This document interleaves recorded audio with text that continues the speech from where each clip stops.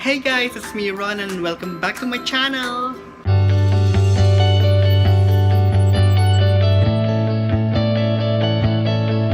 Hey, what's up nerds? So, kumusta naman kayo guys? Kumusta naman yung week ninyo? Maayos naman ba? Well, anyway guys, it's the lenten season. So, kumusta naman yung lenten season ninyo?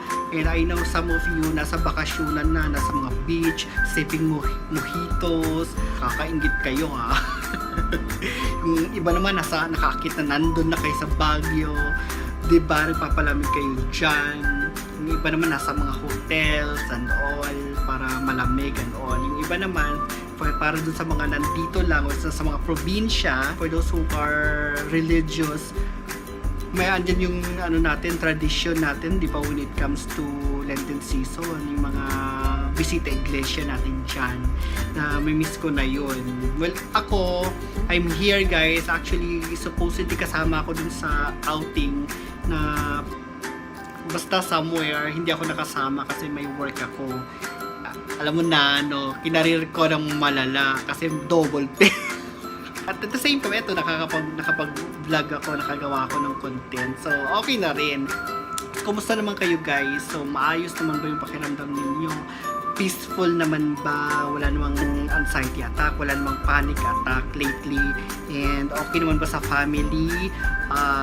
Of course, ito naman yung mga pinagdadasal natin lagi, na healthy yung mga kapamilya natin. At maayos yung pakiramdam natin. Walang mga walang mga kung ano-ano mga negative na umaaligid-aligid dyan sa isipan natin or sa buhay natin. So yun, before tayo magkalimutan guys, I didn't know that this is a thing pala, no? So may mga nagpapabati ng mga subscriber natin dyan. And thank you pala sa inyo guys sa mga messages ninyo. Very kind, very sweet, very nice. And for just reaching out to me, thank you so much. And yeah, so dun sa mga gusto magpabati, hi kay Razboy. Hello and hi to Rafi. Ayan si Rafi. Hi guys.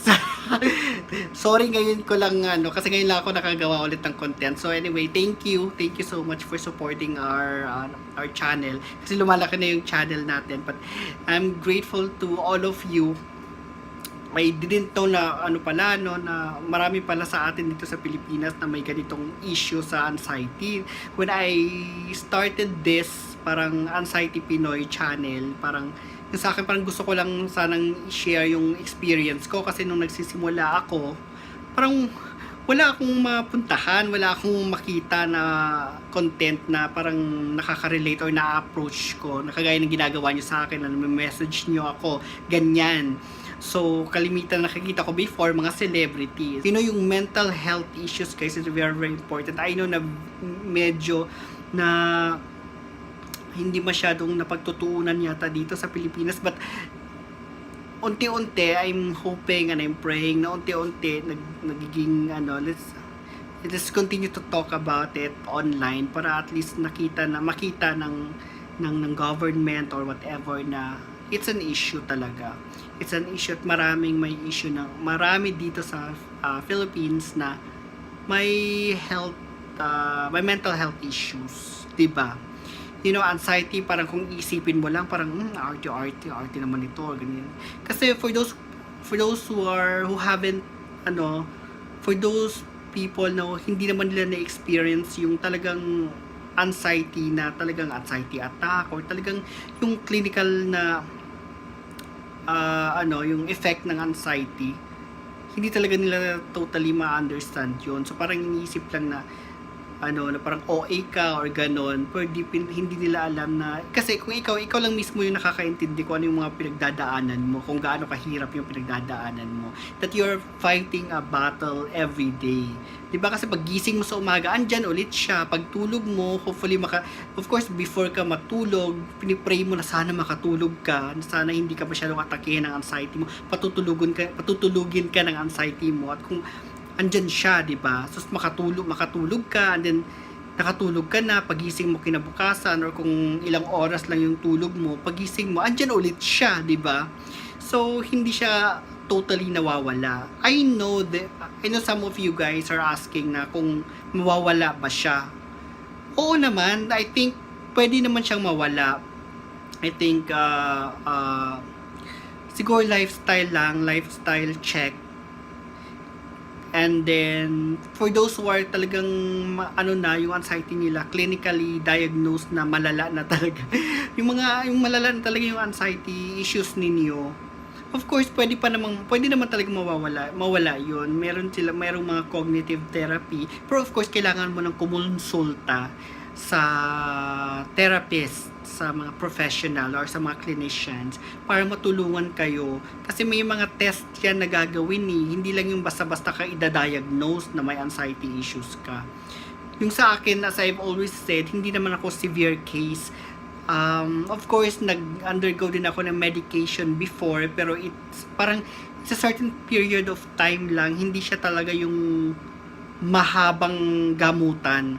But after nag-subside siya, at now andyan pa rin yung anxiety ko, nagkaka-atake ako at least once or twice a week, pero manageable siya, hindi siya yung kagaya nung dati na talagang it's the end of the world for me, parang ganon yung feeling. Pero of course, hindi naman tayo suicidal, wala naman tayong suicidal tendency. But anyway, I know, sorry guys, it's a trigger term or whatever. So as you can see sa subject natin ngayon, or dun sa title ng vlog na to, flirting with depression. Well, napapanahon, it's stupid naman na parang I'm talking about mental health, I'm talking about anxiety issues, and then hindi ko itatakal yung topic regarding depressions, because lahat ng ito yung anxiety issues ko, hindi ito basta-basta lang lumabas. May pinanggalingan ito nung bata-bata pa ako. I said flirting with depression because I wasn't clinically, hindi naman siya clinically diagnosed as depression, but I consider it as in a way, flirting in a way, parang a touch, parang ganon, of depression. It's because I felt that before I graduated, before talagang nagkaroon ako ng totally yung talagang yung anxiety ko na talagang doon siya nanggaling. Before I graduated college, guys, I was very active with parang social scenes during college days. Hindi ako masyadong nakafocus talaga sa academe. And then palipat-lipat ako ng college, palipat-lipat ako ng kurso until I decided to stick with psychology because gusto ko yung kurso na yun. Parang it's very very interesting for me. Siguro mga first year college ako. And then on off dahil hindi ko masyadong sineryoso, hindi ba, to the extent na parang lahat ng mga kabatchmate, parang graduate na yung iba, kung mga kabatchmate, ako na lang yung natira, parang ganon. So doon nag-start yung parang sobrang niya, parang it hit me one day, I was so down. Alam mo yung down na talagang bagsak, parang yung emotion mo is so low, yung mind mo is parang you don't care about anything anymore, parang sobrang, the only person who encountered me during those times, yung sister ko, kasi talagang umiiyak ako sa kanya, kasi nung time na yun college na rin siya, so kaming dalawa, we live in the parang pad, so nakita niya talaga yung struggle ko, and then doon ko na-develop yung insomnia. Nagka-insomnia ako, guys, because of that, kasi hindi na ako makatulog, wala akong ganong kumain, and then I feel so down, I feel so parang wala nang kwenta, parang saan ba ako papupunta, puro na lang ako ganito, gagraduate ba ako, yung parang ganon na feeling. Tapos nagkasunod-sunod yon kasi my grandfather died that year, so parang oh my god, nagkasunod-sunod. Then parang sobrang down ako, na parang I feel so left out, I feel so lonely. Pero kagagawan ko naman kasi yun, wala akong pwedeng i-blame kundi yung sarili ko lang, kasi ako lang din naman yung gumawa doon, hindi ako nag-focus, di ba? Napansin yun ng may lola during those times na kasi talagang lagi akong tulala, lagi akong nakatingin dun sa malayo. Tapos talagang, kasi I really feel so down. Of course, outside, you can actually fake it, no? Parang you can still function. Pero deep inside, ikaw lang yung nakakaalam kung ano yung talaga yung nararamdaman mo. And I really, really feel so, parang walang worthless, napaka-worthless na ng existence ko nung time na yon. And parang wala akong pwedeng ibigay sa mom ko kasi my mom, widow kasi yung mom ko, so parang siya lang talaga yung nagpalaki sa amin. Of course, with the help of the lolas and the titas and all. Pero siya yun, parang feeling ko na ay parang nadadown ko siya. Parang ano ba to, parang pinaghirapan niya yung pagpaaral sa akin, but then ganito yung nangyari. Ano ba kasing gusto kong mangyari. The good thing about those time, guys, is I don't have a suicidal tendency. Never pumasok dun sa, siguro dahil yung background ko kasi nung youth, I was a member of Youth for Christ. So very, para sa akin, yung core ng life for me is very, very precious. So regardless of kung gaano man kahirap yung pinagdadaanan ko, yung pinaka-precious pa rin is yung buhay. So parang hawak ko yun, parang ganun. Hawak ko yun. So wala akong ganun tendency, even though na talagang yung feeling ko that time is parang wala na. hindi ko siya ma-explain. Parang yung feeling mo na parang walang hope. I'm not sure kung if it makes sense, no? Walang hope, and sobrang down yung feeling mo, sobrang low. Hindi yung parang sinasabi ng isip mo na, you know, it's wala ka na. You're just a shell, parang ganun. You just exist. You're just existing, but you're not actually living, parang ganun. Guys, siguro umabot ng 3 weeks na halos 2 oras, 3 oras lang yung tulog ko. And to the point na talagang feeling ko sasabog na yung utak ko, sasabog na yung ulo ko. And it was so hard. Nandito naman tayo sa Pilipinas, no? And we're very, very religious country. Siguro na magigets nyo ito. I was really praying hard every day since that day. Grabe yung dasal ko. Na-witness yun ng kapatid ko, na-witness yun ng mga kaibigan ko nung time na yun, na talagang I totally changed my life. Guys, bumagsak pa ako sa P6. Oh my God! So parang feeling ko, oh my God, paano na to kung hindi pa? So yun, bumagsak ako sa P6, lecheng P6 na yan. So kinuha ko siya nung summer. So talagang namatay yung lolo ko, parang nagkaka-depression ako, nagkaka-anxiety, insomnia ako. So bumagsak pa ako sa P6.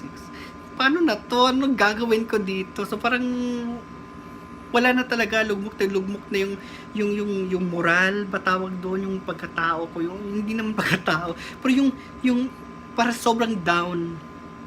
But I'm praying every night. Parang walang nangyari. Just one day, nanonood ako ng TV, parang may something, it's not a whisper. Basta something pumasok sa isip ko na pray the rosary. Sabi, parang pray the rosary. Parang ganun. So, that night, naligo ako, guys. Nung night before that, siguro mga 3 oras lang yung tulog ko. So that night, naligo ako, ganyan. And then pagpasok ko sa room, sabi ko sa mom ko na may rosary ka. At saka may guide kasi hindi ko naman bisado. So meron doon, ganyan, kunin mo doon sa drawer. So kinuha ko yung rosary niya, kinuha ko yung guide. And then I just prayed the rosary. I prayed the rosary, and then mangyak-ngyak pa nga ako noon kasi talagang feeling ko hindi ko na talaga kaya. Natapos ko yung rosary, guys. And then, the moment I say amen, parang, oh sige, matutulog na ako. That was 8:30 ng gabi. Kasi, dito yung bed ko, andyan yung clock sa nakaharap. So, parang, natatandaan ko talaga, hindi ko yun makalimutan. Kasi yun yung parang pinaka-moment na life ko na important for me. And then, the moment I hit my head, mahit talaga. The moment na lumapat yung ulo ko dun sa unan, wala na akong naalala. I swear to God, I swear to my father's grave, I swear to my grandparents' grave, I swear to my mother, I swear to everything, say to every saint, I swear to God, the minute I hit my head dun sa unan, I was knocked out. The next thing I know, it was 9 a.m. the next day. I swear to God, oh my God.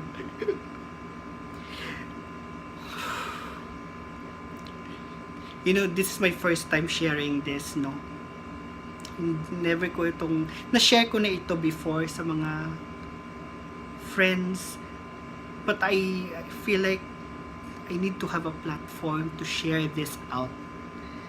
Because I feel like there's something in this story na could help people. This is my personal story actually. It doesn't matter kung how you're going to take it. Depende na yun sa inyo. I'm just sharing my story.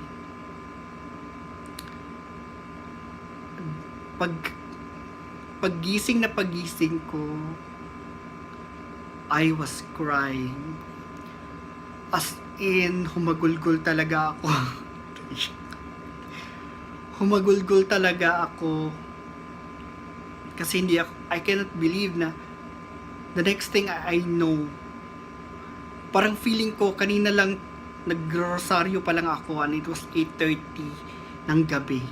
And then, humiga lang ako, pag dilat ng mata ko, it's already 9 in the morning. It was the most peaceful sleep. Wala akong parang wala akong napanaginipan. Sobrang peaceful niya, wala. It was just blank. Parang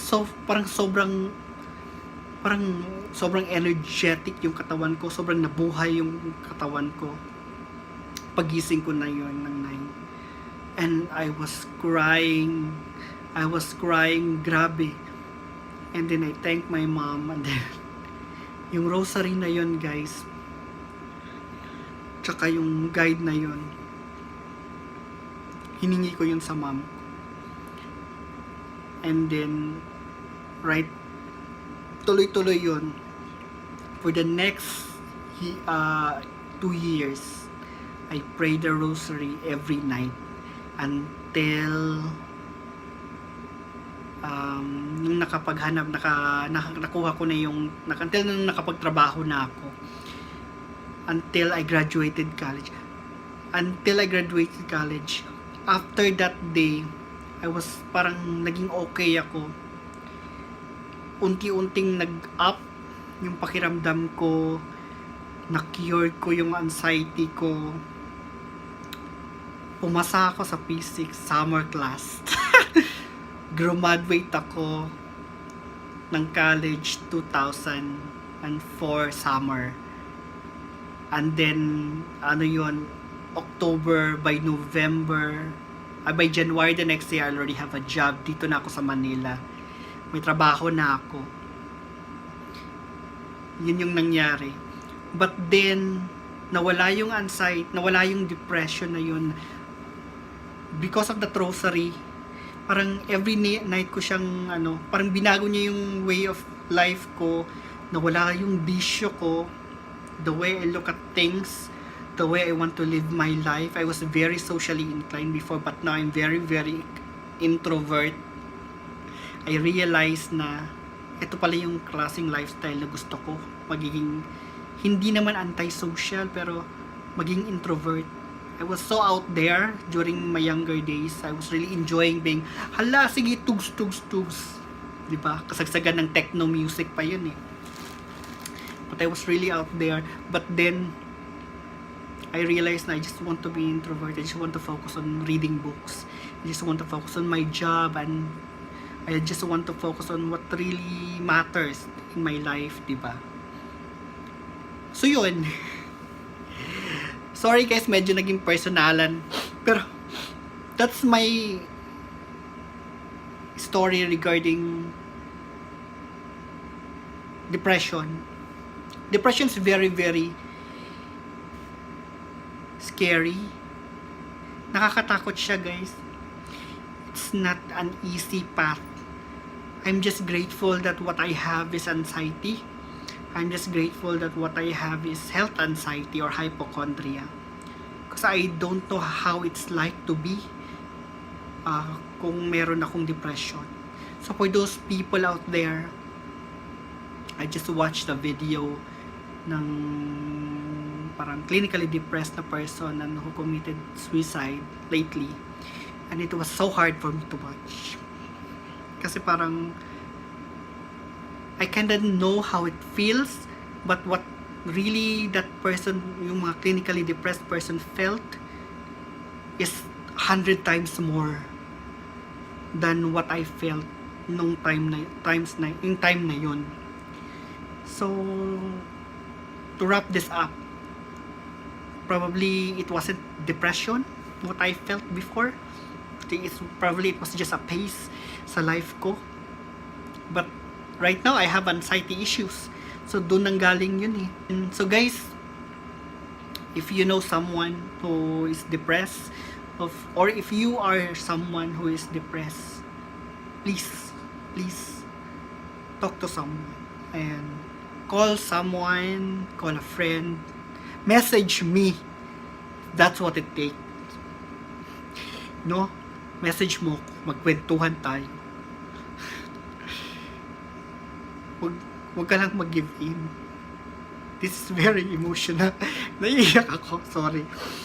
Huwag ka lang mag-give in, please. Because life is very, very precious. I know I'm not in a position to say that it's going to be okay, because I don't know how it's like to be in that position. But you know, you have to believe that it's going to be okay. There are people who is willing to help. There are people there are hotlines na pwede mong tawagan. If you are depressed, you're not alone. When I felt like I have anxiety issues, when I create this video, when I create this content, then napatunayan nyo sa akin na, you know, I'm not alone in this battle, because I have you guys. Marami tayo na nakikipag, you know, bakbakan ito sa issues na ito ng anxiety. But if you are clinically depressed, you're not alone. So yun, sorry guys medyo, since it's Lenten season naman, pagbigyan nyo na ako. But thank you so much for reaching out to me. Thank you so much for your messages. Thank you for your comments, and thank you for your likes.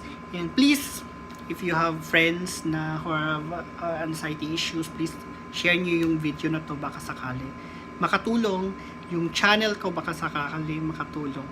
And please subscribe to my channel if you think that my content is worth watching. So please subscribe to my channel, and please give me a thumbs up. Share nyo naman sa mga friends nyo. May you have a blessed Lenten season na bigyan natin ng kabuluhan yung Lenten season na ito, diba? For us personally. So as I've always said, please choose life. Life is precious, it's true. And please choose happiness. Let's find a way to be happy regardless. And please let's start our day with a smile. Thank you so much. Thank you for your support, and Hanggang dito na lang muna ako. So hanggang next content na lang ulit. Okay? So ingat lang kayo, hang on there. Bye guys! Ingat kayo.